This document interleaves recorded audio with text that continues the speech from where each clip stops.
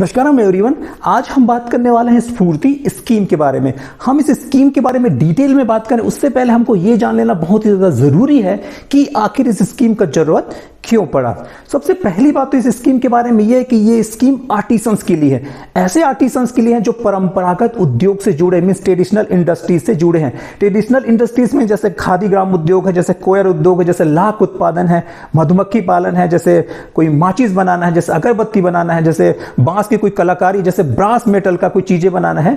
जब आप इनके काम करने के तरीकों को देखते हैं तो मेनली इनके काम करने के तरीके में दो प्रॉब्लम आपको देखने को मिलेगा। पहला प्रॉब्लम तो इन लोगों के साथ में यह है कि इन लोग अभी भी पुराने तरीके से काम करते हैं। पुराने तरीके से मींस कि इनके पास में कोई बहुत अच्छा टेक्नोलॉजी नहीं होता है। बहुत अच्छे की बात तो दूर की बात है, इनके पास इवन टेक्नोलॉजी ही नहीं होता और कई सारे ऐसे लोग हैं जिनके पास में तो बिजली भी नहीं होता है। उन लोग अभी भी अपने हाथों से काम करने के लिए मजबूर है। इनके पास में लैक ऑफ नॉलेज होता है, बहुत ज्यादा इनको मार्केट के बारे में या कुछ नए इन्वेंशंस के बारे में इनको नॉलेज नहीं होता है। तीसरा प्रॉब्लम यह है कि इनके पास में कुछ भी बजट नहीं होता है, मींस इनके पास में इतने पैसे नहीं होते हैं कि इन लोग कुछ नया चीजों में इन्वेस्ट कर सके या ज्यादा मात्रा में कोई माल खरीद सके।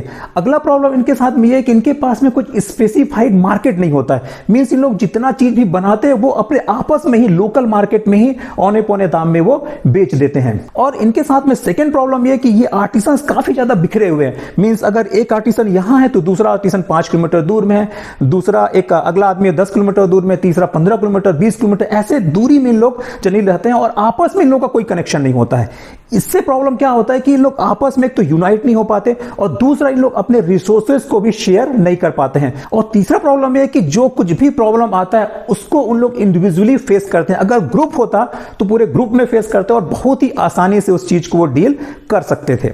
अब सोच के देखिए क्या होगा अगर इन सारे आर्टिसंस को एक छत के नीचे ले आया जाए और उनको वो सारी सुविधाएं दे दिया जाए जिस चीज की उनको सख्त आवश्यकता है, जैसे कि टेक्नोलॉजी का, जैसे रिसर्च एंड डेवलपमेंट का, जैसे नॉलेज का, मार्केट का, फंड का, और इन आर्टिसंस को इन्हीं छत के नीचे लाने का और उनको हर तरह की टेक्नोलॉजी देने का जो स्कीम है, उसी स्कीम का नाम है स्फूर्ति स्कीम। तो चलिए हम फाइनली बात कर लेते हैं कि आखिर ये स्कीम क्या है और ये वर्क कैसे करता है। तो इस स्कीम का पूरा नाम है scheme for fund for upgradation and regeneration of traditional industries. तो इसमें 4 वर्ड जो हिडन, और अगर हम इस 4 वर्ड को समझ लेते हैं तो बहुत ही आसानी से इस पूरे स्फूर्ति स्कीम को भी हम समझ सकते हैं। पहला इसमें और सबसे इंपॉर्टेंट वर्ड इसमें ट्रेडिशनल इंडस्ट्रीज, जिसको कुटीर उद्योग भी बोलते हैं। इसमें दूसरा वर्ड है अपग्रेडेशन एंड रीजनरेशन, मींस ऐसे जो उद्योग है जो सालों साल से चलते आ रहा है वो कुछ प्रॉब्लम की वजह से, प्रॉब्लम कैसे प्रॉब्लम की वजह से, जैसे उनके पास में ना ही बहुत अच्छी टेक्नोलॉजी है, गांव के जो उद्योग है, ना ही उसके पास में बहुत बड़ा मार्केट है, ना ही उनके पास में बहुत बड़ा फंड है और ना ही उनके पास में बहुत बड़ा इंफ्रास्ट्रक्चर है। तो ऐसे प्रॉब्लम की वजह से आज जो उद्योग है, कुटीर उद्योग बोलते हैं, वो कहीं ना कहीं विलुप्त होने के कगार पे है। तो इस स्कीम में एक फंड का प्रावधान किया गया है ताकि हम ऐसे उद्योग को फंड दे सके, उसको रीजनरेट कर सके, फिर से उसको जीवित कर सके और उसको बहुत ही ज्यादा टेक्नोलॉजी से अपग्रेड कर सके, बहुत अच्छे लेवल में पहुंचाया जा सके। अब यहां पर अगला प्रश्न ये उठता है कि आखिर ये स्कीम काम करता कैसे है। तो ये जो पूरा स्कीम वो क्लस्टर बेस्ड अप्रोच में काम करता है। तो क्लस्टर बेस्ड अप्रोच अब क्या है, तो क्लस्टर बेस्ड अप्रोच को जानने के लिए हमको एग्जिस्टिंग जो भी स्थिति हमारे गांव की जो एग्जिस्टिंग जो कंडीशन है उसको समझ लेना एक बार जरूरी है। आप देखे होंगे गांव के बीच की दूरियों को कहीं 2 किलोमीटर में है, कहीं 4 किलोमीटर में, कहीं 10 किलोमीटर, कहीं 20 किलोमीटर में है और ऐसे लोग बिखरे हुए आपस में चीजों को बनाते हैं, मींस आपस में कुटीर उद्योग को चलाते हैं। कोई 10 किलोमीटर दूर चटाई बना रहा है, कोई 50 किलोमीटर दूर में चटाई बना रहा है और इनके पास में कनेक्टिविटी बहुत अच्छा नहीं होता है। अगर किसी एक पर्टिकुलर आदमी को किसी चीज की जरूरत पड़े तो उसको 20 किलोमीटर दूर जाना पड़ेगा, 40 किलोमीटर दूर जाना पड़ेगा। ऐसे में कहीं ना कहीं इफिशिएंसी मार खाता है, कहीं ना कहीं वर्क प्रभावित होता है। क्योंकि ये जो कारीगर लोग एक दूसरे से काफी दूरी में रहते हैं, इनके पास बहुत अच्छी कनेक्टिविटी नहीं रहता है, इसकी वजह से ये आपस में रिसोर्सेज को शेयर भी नहीं कर पाते हैं, आपस में एक दूसरे के नॉलेज को, आपस में एक दूसरे के टेक्नोलॉजी को, जो कुछ भी है थोड़ा बहुत उसको, और नहीं मार्केट को आपस में लोग शेयर कर पाते हैं। इसके वजह से कहीं ना कहीं ये बहुत ज्यादा लॉस में रहते हैं, बहुत ज्यादा प्रॉफिट नहीं कमा पाते जितना प्रॉफिट इनको कमाना चाहिए। तो यही सब प्रॉब्लम को सॉल्व करने के लिए क्लस्टर बेस्ड अप्रोच लाया गया है। ये cluster based approach hub and spoke model में काम करता है। जैसे कि आप स्क्रीन में देख रहे हैं, यहाँ एक सेंटर रहता है जिसमें हर तरह का टेक्नोलॉजी रहता है, वहां पे रिसर्च एंड डेवलपमेंट के लिए भी ऑप्शन रहता है, वहां पूरा इंफ्रास्ट्रक्चर रहता है, वहीं से मार्केटिंग भी होता है। जितने तरह का टेक्नोलॉजी आपको हाई प्रोडक्टिविटी के लिए चाहिए वो सारे के सारा ये हब आपको प्रोवाइड करता है। और यहाँ पे जो स्पोक आप देख रहे हैं, चारों तरफ स्पोक देख रहे हैं, ये वो सेंटर है जहां पे जो कारीगर है, जहां पे आर्टिसन अपना कोई भी प्रोडक्ट बनाएगा। तो यहाँ पे आर्टिसन का काम सिर्फ और सिर्फ प्रोडक्ट को बनाना रहेगा, और बाकी का जो काम है, जैसे मार्केटिंग का काम है, टेक्नोलॉजी का काम है, रिसर्च एंड डेवलपमेंट का काम है, इंफ्रास्ट्रक्चर का काम, ये पूरे का पूरा काम ये हब आपको प्रोवाइड करेगा। देखिए, इस सिचुएशन में अगर किसी कारीगर को कोई भी चीजों का जरूरत पड़ता है तो बहुत ही आसानी से वो हब से ले सकता है। लेकिन पहले वाले अप्रोच में क्या था कि चूंकि जो गांव था वो बहुत बहुत दूर दूर था, उसके पास ना टेक्नोलॉजी था, ना उसके पास इंफ्रास्ट्रक्चर था, ना उसके पास आवागमन का साधन था, ऐसे में वो काफी ज्यादा पिछड़े हुए थे। लेकिन जैसे ये क्लस्टर बेस्ड अप्रोच आया, उसमें बहुत ही आसानी से जो कारीगर लोग हैं आपस में कांटेक्ट कर सकते हैं, एटलीस्ट उस हब से तो कांटेक्ट कर सकते हैं, और वहां से जितना भी चीज उसको चाहिए, चाहे टेक्नोलॉजी हो, चाहे वहां फंड हो, चाहे मार्केट हो, चाहे रिसर्च एंड डेवलपमेंट हो, चाहे इंफ्रास्ट्रक्चर हो, बहुत ही आसानी से वहां ले सकते हैं और खुद का डेवलपमेंट वो कर सकते हैं। अब अगला प्रश्न है कि आखिर कौन कौन लोग इस योजना का फायदा उठा सकते हैं। इस योजना सबसे पहले तो एनजीओ फायदा उठा सकते हैं, एनजीओ इसमें पार्टिसिपेट कर सकते हैं। दूसरा, पंचायती राज इंस्टीट्यूशंस भी इसमें शामिल हो सकते हैं, इस योजना का फायदा उठा सकते हैं। तीसरा, कोई भी जो प्राइवेट इंस्टीट्यूशंस है वो भी इसका फायदा उठा सकते हैं। इवन जो गवर्नमेंट के और सेमी गवर्नमेंट जो इंस्टीट्यूशंस है उसके वो भी इस योजना का फायदा उठा सकते हैं।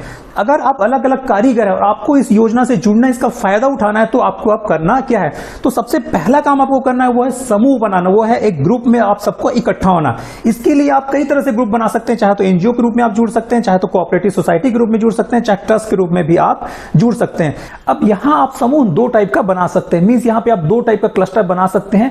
पहला टाइप का क्लस्टर है रेगुलर क्लस्टर और दूसरे टाइप का क्लस्टर है मेन क्लस्टर। और इन्हीं क्लस्टर के आधार पर, मींस इसके साइज के आधार पर ही आपको फंड का एलोकेशन भी किया जाएगा। अगर आपके पास में आर्टिसन कम है, अगर आपके पास में लगभग 500 आर्टिसन मींस 500 से कम, तो ये रेगुलर क्लस्टर के अंतर्गत आ जाएगा और इसमें जो फंड का प्रावधान है वो मैक्सिमम है 2.5 करोड़ रुपए। वहीं जो दूसरे टाइप का क्लस्टर जिसको हम मेन क्लस्टर बोलते हैं, इसमें मिनिमम 500 आर्टिसन होने चाहिए, मिनिमम 500 कारीगर होना चाहिए, और इसके लिए जो फंड का प्रावधान है वो है मैक्सिमम 5 करोड़।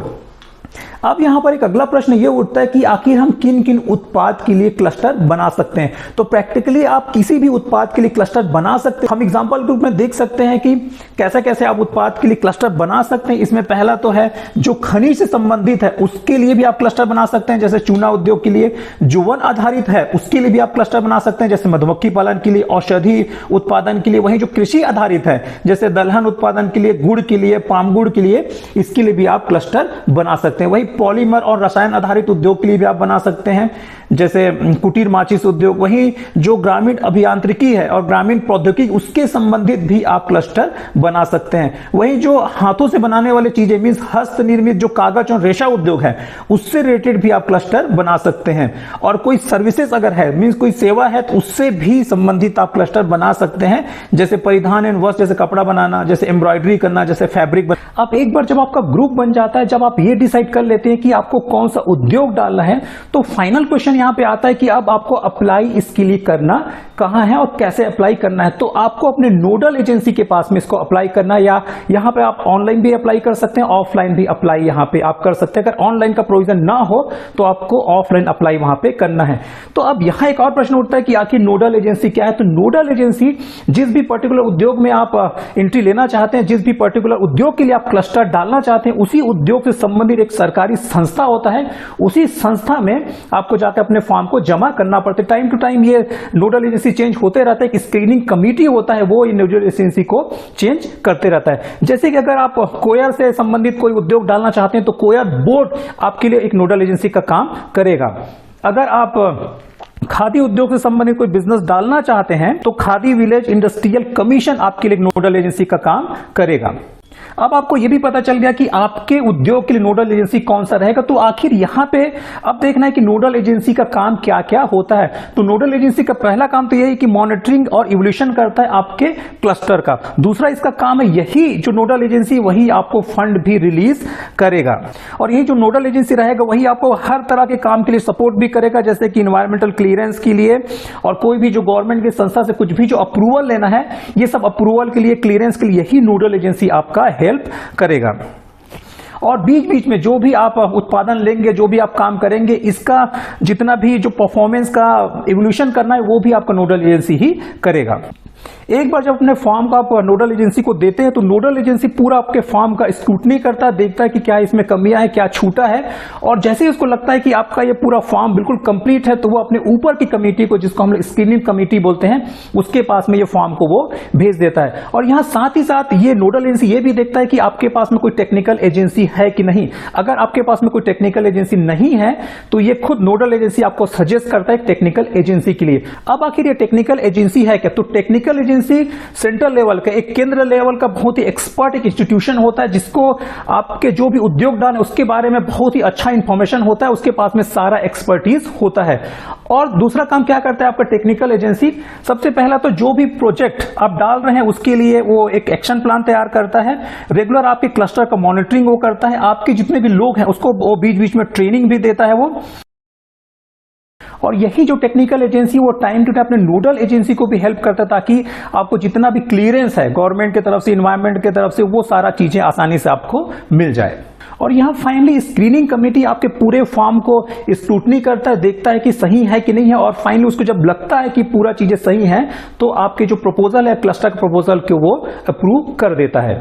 एक बार जब आपका ये पूरा प्रोजेक्ट अप्रूव हो जाता है तो फाइनल स्टेज में आता है फंड को रिलीज करना। तो फंड क्या आपको एक साथ मिलेगा, कैसे कैसे मिलेगा, इसका पूरा जो डिसीजन है ये आपका लेता है technical agency. Means technical agency जैसे जैसे बोलता जाएगा वैसे वैसे नोडल एजेंसी इसके इंप्लीमेंटिंग एजेंसी को, मींस जो पर्टिकुलर क्लस्टर रहेगा उसको पैसा रिलीज करते जाएगा। और यहां पे एक और प्रश्न उठता है कि ये किन किन चीजों के लिए पैसा आपको देगा। तो मेनली ये 3 चीजों के लिए आपको पैसा देगा। इसको सबसे पहला तो है सॉफ्ट इंटरवेंशन जिसको बोलते हैं, दूसरा है हार्ड इंटरवेंशन, और तीसरा होता है थेमेटिक इंटरवेंशन। तो सॉफ्ट इंटरवेंशन में आता है, मीन सॉफ्ट इंटरवेंशन में आप जो जो काम करेंगे उस फंड में वो आता है, जैसे कि जनरल अवेयरनेस के लिए पैसा आएगा आपका, काउंसलिंग के लिए, मोटिवेशन के लिए, ट्रस्ट बिल्डिंग के लिए, स्किल डेवलपमेंट के लिए, कैपेसिटी बिल्डिंग के लिए, एक्सपोजर विजिट के लिए, मार्केट प्रमोशन के लिए, डिजाइन एंड डेवलपमेंट के लिए। ये सारे चीजें हैं जो सॉफ्ट इंटरवेंशन के अंदर में आता है, और इसमें मैक्सिमम आपको 25 लाख रुपए मिलेगा।